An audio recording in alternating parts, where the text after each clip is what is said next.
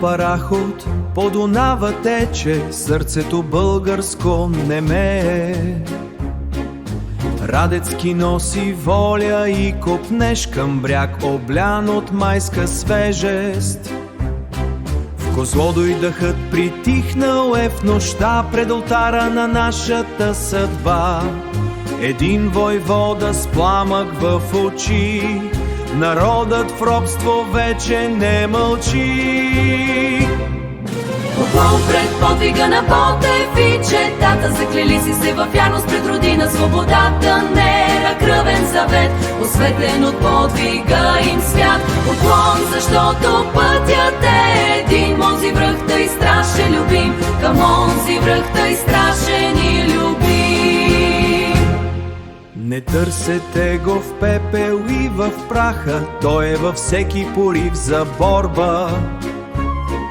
През бурята на шипка, през нощта, свободата с него се роди в зората.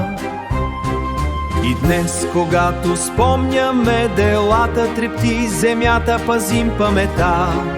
Радецки спряно духът продължи, в сърцата ни завинаги ще бди. Поклон пред подвига на Ботев и четата, заклели си се във вярност пред родина. Свободата не е кръвен завет, осветлен от подвига им свят. Поклон, защото пътят е един, онзи връх тъй страшен любим, към онзи връх тъй страшен и любим. Деца сме ние, но помним гласа на тези, що не се огънаха в нощта.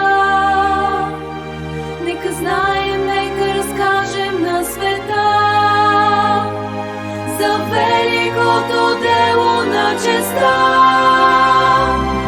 Поклон пред подвига на Ботев и четата, заклели си се във вярност пред родина. Свободата не е кръвен завет, осветлен от подвига им свят. Поклон, защото пътят е един, онзи връх тъй страшен любим, към онзи връх тъй страшен и любим.